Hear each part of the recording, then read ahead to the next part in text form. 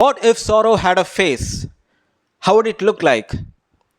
Or to put it in a still more better context, how would the face of sorrow dipped in the poetry of black and white look like on the screen?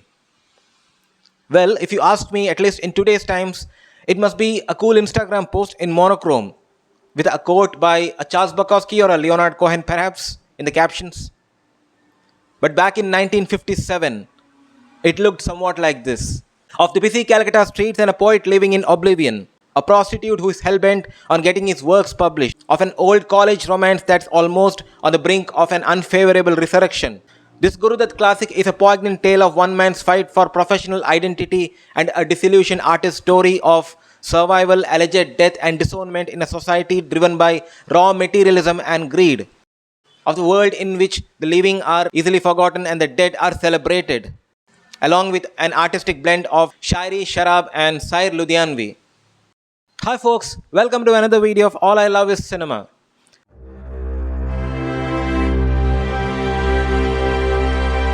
Today, as the world of cinema celebrates the 100 years of Gurudutt, we are here to delve into one of his most iconic classics, which is, after delivering two consecutive light-hearted subjects with Arpar and Mr. and Mrs. 55, Gurudutt made a sudden transition into tragedy with Pyasa.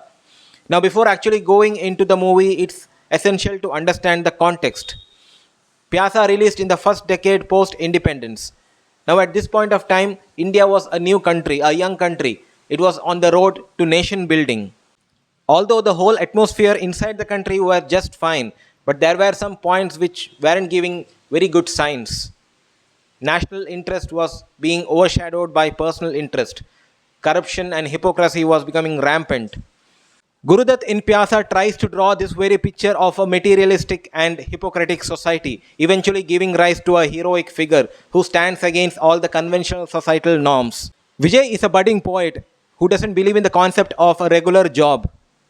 He just wants to write, he wants to become a full-time poet. And for this very reason, his family hates him, his brothers hate him, his brothers disown him. Vijay was perhaps the first one of those, long before many of the corporate professionals of our times, who shunned the idea of 9 to 5 and believed in starting something of his own. He made poetry look cool, long before the word cool was even a thing. Now the core of the film is poetry. If you take a careful look, you'll find how symbolically Gurudutt has established the character of Vijay through a metaphor in the form of a bee. The bee sucks the nectar and falls to the ground, and it's eventually trampled to death. Now this whole episode is a prologue to the narrative that's going to follow. Vijay's position is same as that bee who is being trampled by society, is ignored by the society. He's almost like an outcast. Vijay's poetry is not on love or beauty. Rather, it's a voice for the oppressed. He sings poetry on unemployment, defeat, sorrow. And this for a very reason, the publisher also rejects his works.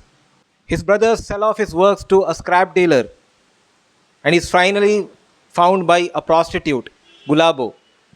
Now, there are two key women characters in the movie. Gulabo played by Wahida Rehman and Meena played by Mala Sinha. Gulabo, however, a prostitute, is educated. She knows how to read. She preserves the collection of Vijay's poems under her bed. She's a complete stranger to Vijay, but she understands Vijay's heart and his soul through his poems.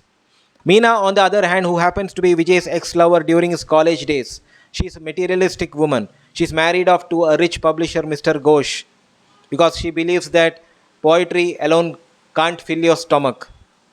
And she doesn't have any praise for Vijay's poems. However, she still has some feelings for him, which she shows through her gestures.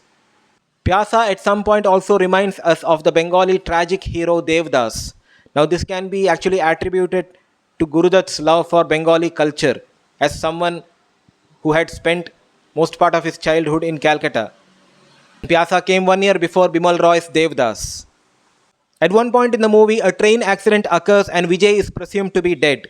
Gulabo and Meena, who were strangers to each other till that time, comes face to face after Vijay's death. The poems which Vijay had written for Meena falls in the hands of Mr. Ghosh. and on insistence of Gulabo, Mr. Ghosh publishes the poems. Pyasa is a tale of social disownment that mirrors us to a truth, the truth that fame comes at a cost. After a series of rejections and heartbreaks, Vijay's poems are finally published, and he becomes a big name in the world of literature. A bunch of mad people fighting over a dead man's name. Pyasa, that got released in the post-colonial era, was a loud roar of angst against a hypocritic and materialistic society that was taking shape then, where a sense of belonging was dying and materialism was taking over. The film ends when the poet walks away with the prostitute far from the crowd after having abandoned his hard-earned fame. And the only words that echoes in our ears are Tumhari hai tumhi samalo ye duniya. From a monetary point of view, Pyasa was the third highest grossing film of 1957. However, philosophically, it was nothing short of Gurudutt's own life, a director whose body of work found huge recognition only years after his death. That's all for today, folks. I'll take your leave until we meet in the next video. Stay tuned. Thank you.